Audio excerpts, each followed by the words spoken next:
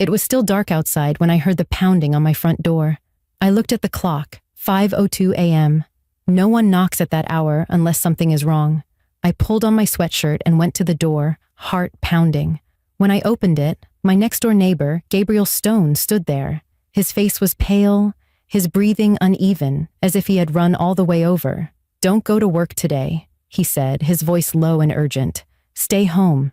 Just trust me." I stared at him in confusion. Gabriel was quiet, polite, and rarely spoke more than a few words in passing. I barely knew anything about him other than he kept to himself and had moved into the neighborhood a year ago.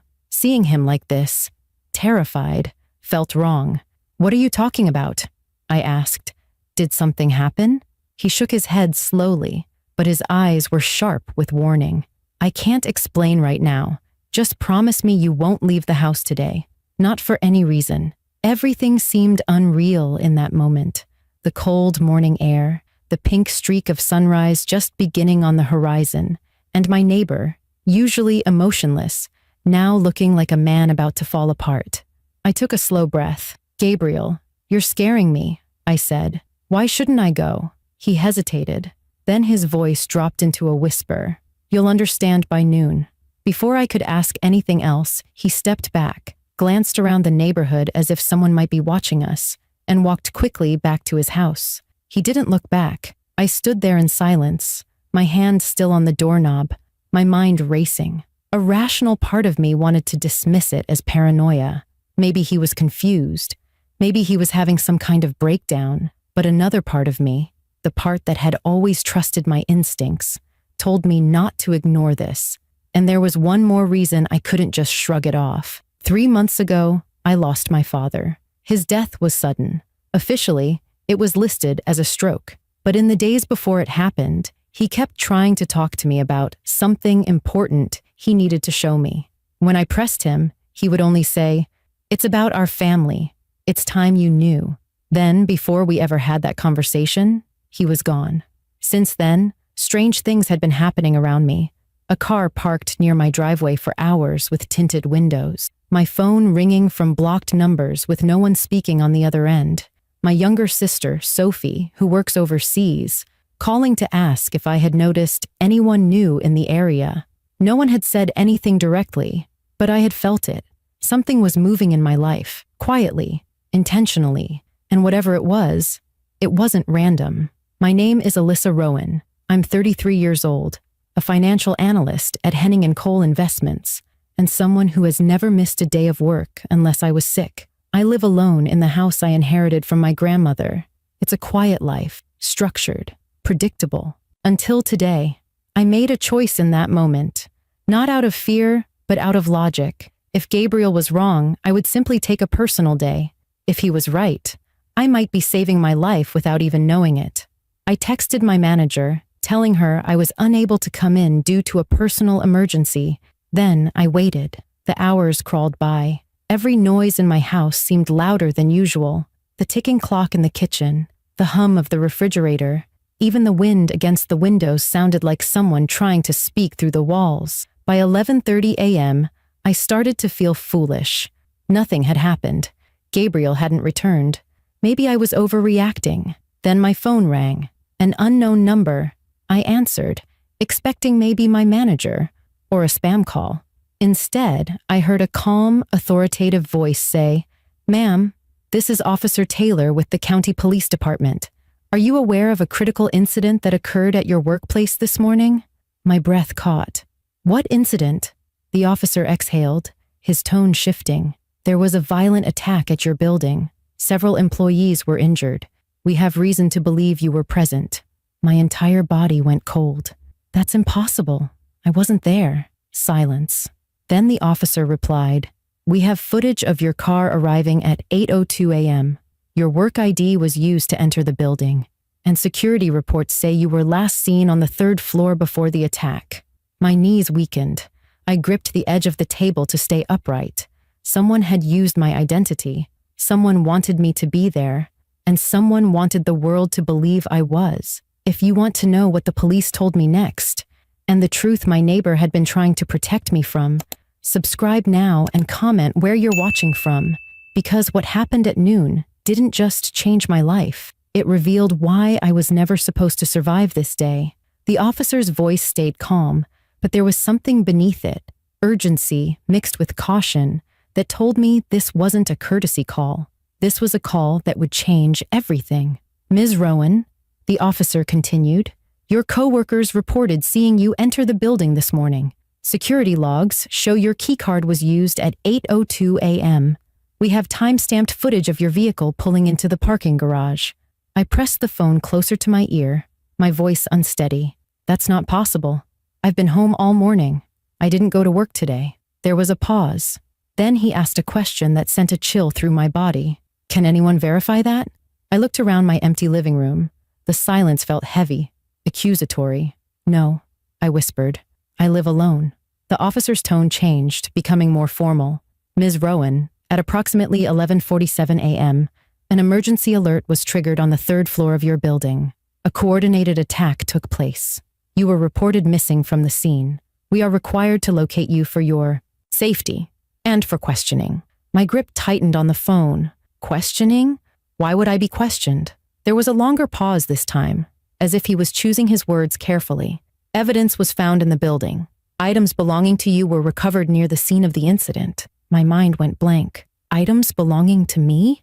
That's when I remembered Gabriel, his pale face, his shaking hands. Don't go to work today. Someone had been planning this, and I had been part of that plan, either as a victim or as the person to blame. I'm telling you, I wasn't there, I said, trying to remain calm. Someone must have cloned my keycard, or... Then a sudden thought hit me so hard I could barely speak. My car! Did you see who got out of the car in that footage? The officer responded quietly. The footage is corrupted. We don't see the face, only the vehicle entering, with your plates clearly visible. My pulse quickened. Whoever did this had access to my car, or an identical vehicle. My identity hadn't just been stolen. It had been replaced. I glanced out the window, my heart racing. Was I being watched? Was someone waiting for me to panic and make the wrong move? Before I could ask more questions, the officer said, "Units will be arriving at your address shortly. Please do not leave the premises." My instincts went into overdrive. If Gabriel told me not to go to work and someone impersonated me, then police showing up might not be coming for my safety. They might be coming to take me. As soon as the call ended, I closed all the blinds and locked every door. My breathing was shallow. My mind raced back to every strange moment over the past few weeks. A man in a suit watching me from his car down the street. Emails from unknown senders asking if I would be in office Tuesday. The sense that someone had gone through my belongings when I wasn't home. It wasn't paranoia. It had been preparation. Suddenly, there was a knock at my door. Sharp, controlled, not hesitant like a concerned neighbor, and not frantic like someone in danger. It was deliberate. I held my breath and stayed silent. Another knock, then a voice. "Alyssa, it's Gabriel. Open the door. We need to talk." My chest tightened. I moved slowly toward the door, but didn't open it. "How did you know the police would call me?" I asked through the wood. His voice came back low and steady. "Because they're not coming to help you. They're coming to place you under federal custody. You were never meant to wake up in your own bed this morning." My head spun. "What are you talking about?" "They staged the incident to eliminate everyone in that building," he said, "and you were supposed to be there, not as a victim, but as the one they would blame." He paused. "And now they need you alive long enough to confess to something you didn't do." A cold realization washed over me. Whoever did this didn't just want me gone. They wanted me erased and rewritten as the villain. And whatever was going to happen at noon was never about the building. It was about me. I opened the door slowly, not because I trusted Gabriel completely, but because I trusted fear even less. His eyes were locked onto mine the moment the door cracked open, sharp, watchful, as if he was scanning for any signs we were not alone. Without asking permission, he stepped inside and closed the door behind him. He didn't waste time. "They're already on their way," he said. "You have minutes, maybe less, before they arrive and declare this house a crime scene." I crossed my arms, trying to steady my breathing. "Why? Why me? What's going on?" He didn't answer immediately. Instead, he went to the kitchen window and scanned the street. Then he lowered his voice. "Alyssa, I didn't move here by accident. I moved here to watch over you. Your father asked me to." The words hit me like a physical blow. I took a step back. My father? No. My father was an accountant, a normal man. He never. Gabriel turned to face me. "Your father never worked in finance. That was his cover. He was involved in a covert federal investigation for nearly 2 decades. And you were part of the reason." My mouth went dry. "What does that mean?" Gabriel reached inside his jacket and pulled out a small black envelope. "Your father knew something like this would happen one day. He left this for you." I hesitated before taking it. My fingers shook as I unfolded the paper inside. There was a handwritten note. "Alyssa, if you are reading this, then what I feared has come to pass. You are not in danger because of anything you did. You are in danger because of who you are. There is more to your identity than you know. Gabriel will tell you the rest. Trust him as you once trusted me. Do not surrender yourself. If they take you in, you will disappear." Dad. My knees weakened. My father had known. He had been trying to prepare me. All those times he said, "There are things you're better off not knowing yet." I thought he was being dramatic. Now those words came back to me like warnings from a ghost. Gabriel met my eyes. "They're not just framing you. They're reclaiming you." "Reclaiming?" I repeated, my voice barely above a whisper. "You were never just a civilian," Gabriel said. "Your birth was not a coincidence. Your identity was constructed. Your father uncovered a classified biogenetic program, one tied to prominent families, influential bloodlines. When he refused to cooperate, he became a liability. His death was not natural. You were meant to be eliminated next, but they found a better use for you." My heart thundered. "To use me as what?" He took a step closer. "As a scapegoat.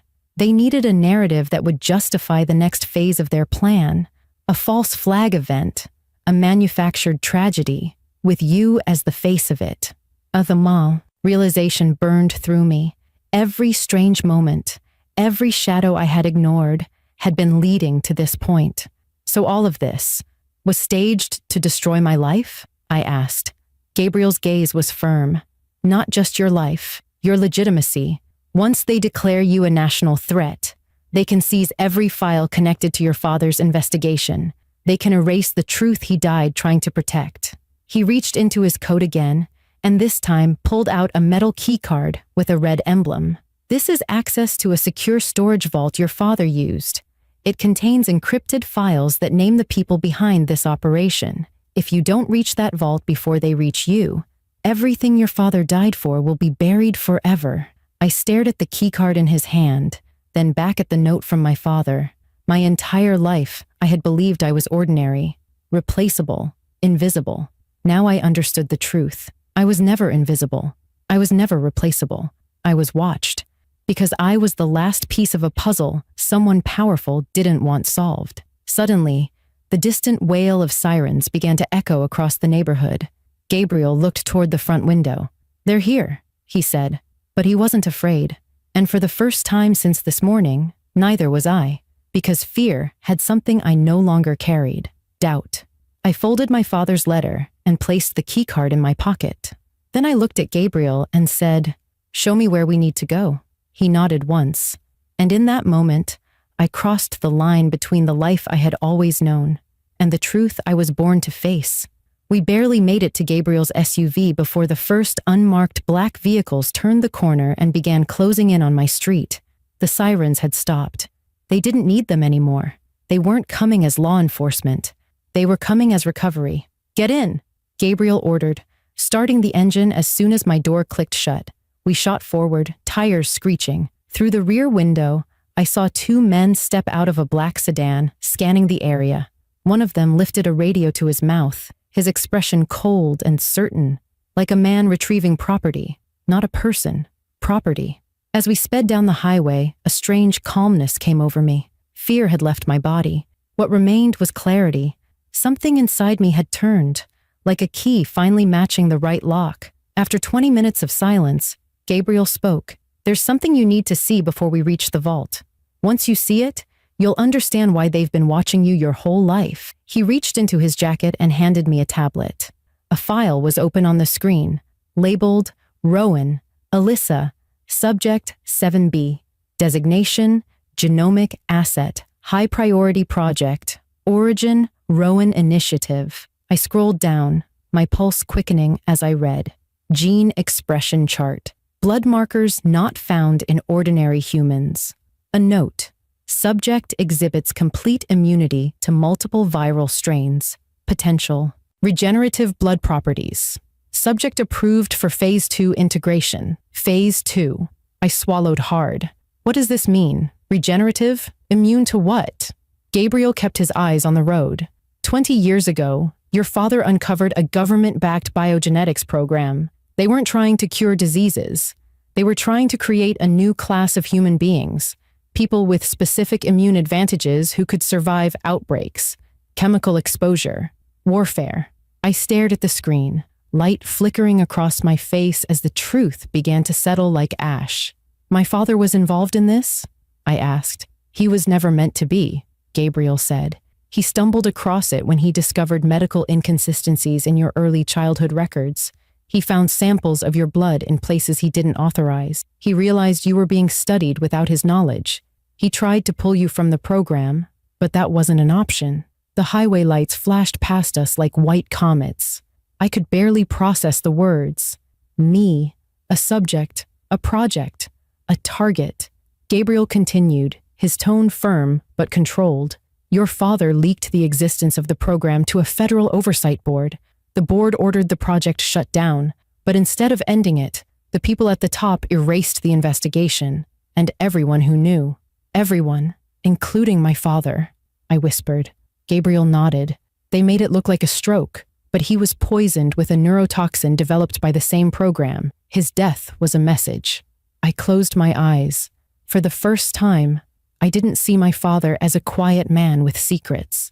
I saw him as someone who sacrificed everything to protect his child from the world she never knew she was born into. They planned to retrieve you on your 33rd birthday, Gabriel said, but something changed. Your profile was accelerated. Your blood test last month triggered a system alert. That's why they staged the attack at your workplace today. If you had gone, you would either be dead or disappeared, dead or erased. And now? I asked. They will frame you publicly, Gabriel said. Declare you a domestic threat. Asset recovery protocol. I gripped the tablet tightly. But why frame me? Why not just take me quietly? Because they don't just want your body, Gabriel answered. They want control over the narrative. If the world believes you are dangerous, no one will question what they do with you. We turned off the main road and onto a forest path leading toward a remote facility. The trees grew dense, the air colder. My heartbeat steadied. I was no longer in the life I knew. I was in the one I was born for. As we approached what looked like an abandoned bunker hidden beneath an overgrown hill, Gabriel parked the SUV and turned to me. You have one last decision, Alyssa, he said, his voice quiet. Once you walk inside, there is no going back. You will know everything. Your father died to protect the truth about what you are. And once you know it, they will never stop hunting you. I met his eyes. I've been hunted my whole life without knowing why, I said. It's time I found out what's inside me that they're so desperate to control. Gabriel nodded. I stepped out of the vehicle. The door of the bunker groaned open, as if waking from decades of silence. And in that moment, I knew this wasn't the end of my life. It was the beginning of the real one. The bunker door sealed shut behind us with a deep metallic thud that echoed through the chamber, like the heartbeat of something ancient. The air was cold, untouched, as though this place had been waiting, not just for anyone, but specifically for me. Gabriel moved with certainty, entering a long corridor lined with steel safety doors. I followed him in silence, each step heavier than the last.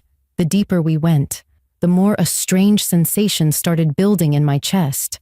Not fear, not anxiety, but recognition. My body knew this place even if my mind did not. We stopped before a vault door with a circular emblem engraved into the steel, the Rowan family crest. My father had once shown me a drawing of it, telling me it belonged to distant ancestors. Now I knew the truth. It wasn't heritage. It was designation. Gabriel motioned to a small panel on the wall. "Your DNA will open this vault," he said. I hesitated. "How do you know?" "Because your father told me," he replied. "He said the vault will only recognize his bloodline, and you are the last." The last. It struck me that I wasn't just unlocking a door. I was unlocking the final secret of my family's existence. I pressed my palm to the scanner. A pulse of light ran along my skin. The vault emitted a soft chime, then slowly rotated open. Cold air spilled out, and with it came a scent that made my chest tighten. Old paper, memory, and something else. Home. The room inside was circular and lined with shelves of black boxes, each labeled with coded numbers. At the center was a glass pedestal, and on that pedestal, sealed inside protective casing, was a single leather-bound journal, my father's journal. Hands trembling, I lifted the casing and opened to a bookmarked page. There was a letter addressed to me in his handwriting. "My daughter, if you are reading this, then the lies surrounding your life have finally been stripped away. But what I need you to know above all else is this. You were never an accident. You were never property. You were the first successful proof that human immunity can evolve naturally. They did not create you. You were born with what they have spent decades trying to manufacture. It is not what was done to you that makes you powerful. It's what you already are. You are the future they fear." I closed my eyes as tears blurred the ink. My father didn't just die to protect me. He died to protect what I represented. Not a weapon, a hope. On the next page was a final instruction.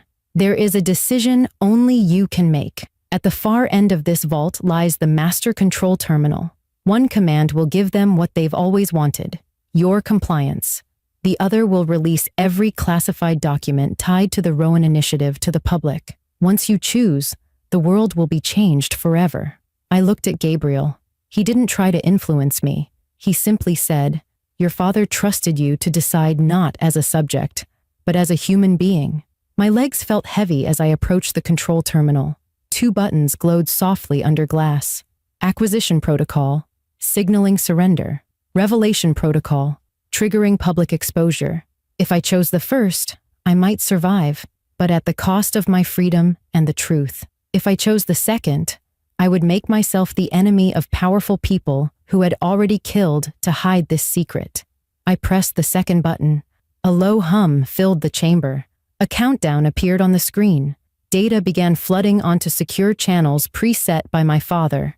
Evidence, names, financial trails, all streaming to global media outlets, encrypted but traceable. There was no turning back. Gabriel exhaled. "It's done. You just changed the world." Suddenly, alarms blared. They had found us. Our time was up. But I was no longer afraid. For the first time in my life, I wasn't hiding behind what I thought was safety. I was standing in the light of truth. "We have to leave now," Gabriel said urgently. As we rushed toward the exit tunnel, my father's last words echoed in my mind. "You were not born to be controlled. You were born to reveal what control really is." We emerged into the cold night. Helicopters thundered above. Searchlights cut through the trees. But I no longer saw them as hunters. I saw them as the first wave of a dying lie, and I was no longer running from them. I was leading the fight against them, because I wasn't just surviving anymore. I was becoming what my father had always believed I could be, not a subject, not a victim, but the beginning of something entirely new. If you believe the truth should never be hidden, no matter how powerful the people trying to bury it are, make sure you subscribe right now and comment where you're watching from, because this story is not the end. It's the warning of what's coming next.